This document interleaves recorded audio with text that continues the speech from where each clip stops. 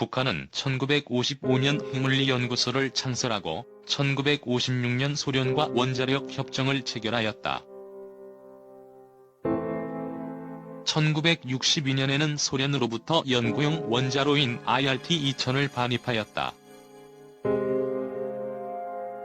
이는 소련이 IRT-2000을 처음 개발한 지 4년 만이다. 이승만 정권에서는 1955년 미국과의 원자력 협정을 체결하였고 다음 해부터 2에서 3년에 걸쳐 120여 명에 달하는 원자력 유학생을 미국에 소재한 아르곤 국립연구소 아간 내셔널 라보레이토리에 파견하였다. 1957년 아르곤 연구소에서 연수를 마치고 돌아온 윤세윤 서울대 교수가 1956년 설치되었던 문교부 기술교육부 원자력과의 과장에 취임한다. 같은 해에 국회에서는 원자력법이 제출되어 58년 통과되었으며 1959년에는 원자력원과 원자력연구소가 설립되었다. 이승만 정권 퇴진 후인 1962년 한국의 최초 원자로인 연구용 원자로 3가 마크2가 들어섰다. 이후 박정희 정권 치하에 1969년 7월 닉슨 독트린이 발표되었다. 한국 정부는 곧바로 정상회담을 요청해 동년 8월 미국 샌프란시스코에서 박정희와 닉슨이 회담을 하였다. 이 자리에서 닉슨은 주한미군의 변화에 대해 사전 통보하겠다고 하였다. 1970년 3월 국무장관 헨리 키신저는 박정희에게 주한미군 2만 명을 이듬해까지 철수하고 75년에 완전 철수할 것을 통보했다. 베트남전의 대규모 국군 파병에도 불구하고 실제로 한국에서 미군 철수가 가시화되는 단계에 이르자 박정희 대통령은 큰 충격을 받았다. 1970년 무기개발위원회 WEC와 국방과학연구소 ADD가 설립되었고 무기개발위원회에서 핵무기 개발이 위원 만장일치로 가결되었다. 한편 ADD에서는 무기 국산화 사업인 번개 사업을 시작하였으며 1970년대까지 이스라엘 수준의 자주 국방을 목표로 기본 병기 국산화를 완료하고 80년대 초까지 항공기, 유도탄을 국산화하는 것을 목표로 했다. 청와대 제 경제수석실 오원철 전 수석이 수시로 방문해 관리했다고 한다. 11대 국무총리였던 김종필은 박정희가 미군이 언제 떠날지 모르는데 원자폭탄을 연구해보자. 핵무기를 개발하다 미국에 방해해 못 만들게 되면 언제든지 만들 수 있는 수준의 기술이라도 갖춰놔야 하지 않겠느냐고 말했다고 회고하였다. 핵무장은 한국 경제가 중화공업 시대로 전환한 1973년부터 본격화되었다고 한다. 오원철 수석 또한 1972년 자신과 김정념 비서실장을 집무실에 불러 일본 정도의 핵기술을 확보하라고 지시하였다고 증언하였다. 도널드 그레그 전 주한미대사는 미국이 73년 한국의 핵무장 동향을 처음 파악했다고 했다. 핵무장을 위해 한국 정부는 당시 미국과 핵기술의 분배를 놓고 이견이 있던 프랑스에 접근했다.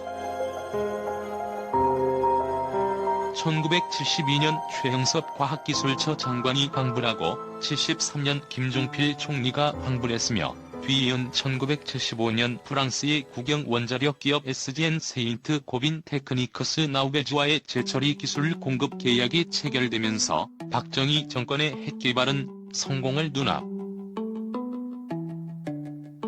이 계약이 실행되었다면 연간 20kg의 플루토늄 추출이 가능했다고 한다. 동시에 박정희의 혁명으로 외국에 나가 있는 우수한 한국인 과학자들이 귀국하였고 오원철 수석은 캐나다를 방문해 플루토늄 추출이 용이한 캔두 CANDU 원자로의 도입을 진행했다. 한국보다 먼저 캔두 원자로를 도입한 인도와 파키스탄이 결국 핵무장한 것으로 볼 때 이것이 의미하는 바는 적지 않았다. 또한 한국은 이 시기 나이키 허큘리스 미사일의 도입과 국산화를 진행하였다. 즉, 프랑스에서 재처리 시설, 캐나다에서 충수로, 미국에서 발사체 기술을 확보해 핵개발과 핵체계를 단번에 구축하려는 의도로 풀이되었다. 1973년 박정희는 중화학공업화 정책 선언을 하면서 경남 창원에 종합기계공단을 세우겠다는 의지를 천명하였다. 국가기록원 오원철 수석이 1972년 건의한 안을 대통령이 제거하는 방식으로 진행한 점, 핵개발 관련 기업인 현대양행이 창원에 소재한 기업이었다는 점, 이 선언 직후 해당 지역에 원자로 제조시설이 들어선 점, 1981년까지 무려 8년여에 이르는 장기적인 계획이 수립되어 있었던 점은 중화학공업과 핵무장이 동시 진행 중이었으며 기술의 내재화가 진행되었다는 것을. 1974년 인도가 핵실험에 성공하자 미국의 압박이 거세져 한국원자력연구소, 국방과학연구소, 대전기계창 등 핵무장 관련 시설뿐 아니라 청와대, 국방부, 과학기술처 등 국가부처의 부서장에게까지 주한 미국 대사관 직원들과 CIA 요원들이 따라붙어 명시적인 중단 압력을 가하. 오원철 수석에 따르면 여러 시설에 나눠 진행한 것은 미국의 견제를 피하기 위해서였다. 7개 프로젝트로 나누어 오직 컨트롤 타워인 청와대에서만 정보 판단이 가능하도록 했다고 한다. 1975년 박정희 정권은 핵확산 금지 조약에 서명하였으며 문제의 캔두 원자로인 월성 1호기가 무사히 착공하였다. 이듬해 1976년 박정희는 정 끝까지 가겠다면 결정적인 제재를 가할 수밖에 없다는 미국의 압력에 굴복했다. 도널드 그레그 전 대사는 2011년 북한에 대해 미국이 핵개발 억제를 위해 애쓰는 것과 똑같았다. 고 미국의 중단 압박의 방식을 묘사하였다. 또한 김종필 전 총리는 미국의 정보력이 뛰어났다기보다는 한국 내부 스파이들이 CIA에 고자질했다고 평가했다. 그와 함께 프랑스와의 재처리 협정은 파기되었으며 1977년 무렵 핵개발은 중단되었다. 도널드 그레그 전 미 대사는 그 이후 한국의 핵무장 시도가 없었다고 단언하고 있다. 하지만 오원철 제2경제수석의 진술에 따르면 프랑스와의 계약 파기와 관련 없이 재처리 기술도 확보되어 있는 상황이었으며 핵심 기자재들을 밀반입하는 데에 성공했다. 1978년에는 미국의 청와대 도청 사건이 외교적 파문을 낳았다.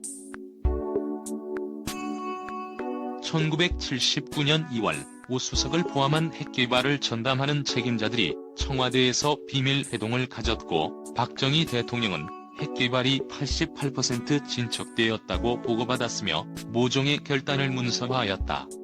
그러나 박정희는 핵무기만을 고집하지 않는다는 상징적 차원에서도 핵무기 관련 문서의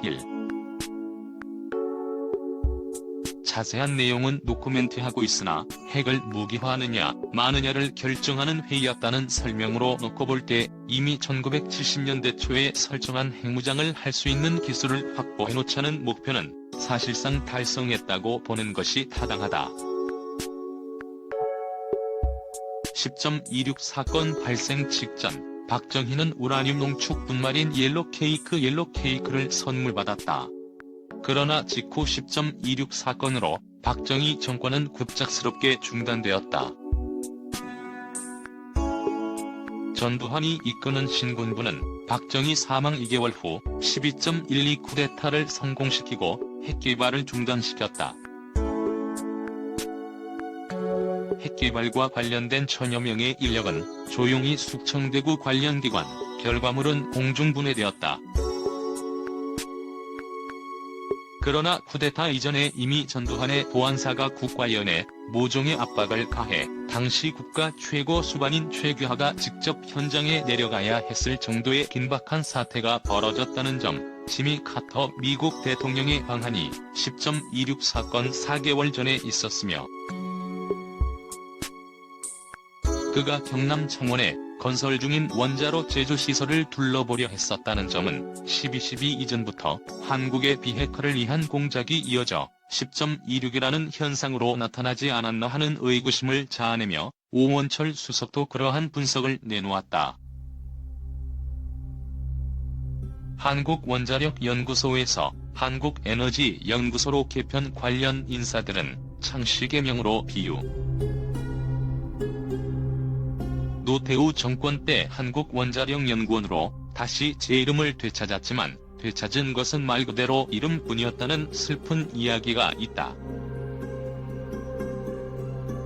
여담으로 한국원자력연구소의 영문 약자는 KARI였다. 여기에서 A는 당연히 원자력이란 뜻의 아토믹. 그런데 전두환 정권이 연구시설들을 통폐합하고 이름까지 바꾸자 적어도 영문 약자만큼은 남겨두기 위해 고안한 것이 A를 어떻게든 어드밴스드라는 단어로 끼워 맞추는 것이었다. 그 덕에 원자력이라는 글자가 사라지고 에너지연구소로 이름이 바뀌었어도 영문 약자는 KARI 코리아 어드밴스드 에너지 리서치 인스터투트로 그대로 유지할 수 있었다. 한국해결료개발공단 제철이 농축시설에서 한국에너지연구소로 통폐합 독자적 해결료 개발 금지로 해체된 것으로 봐야 함.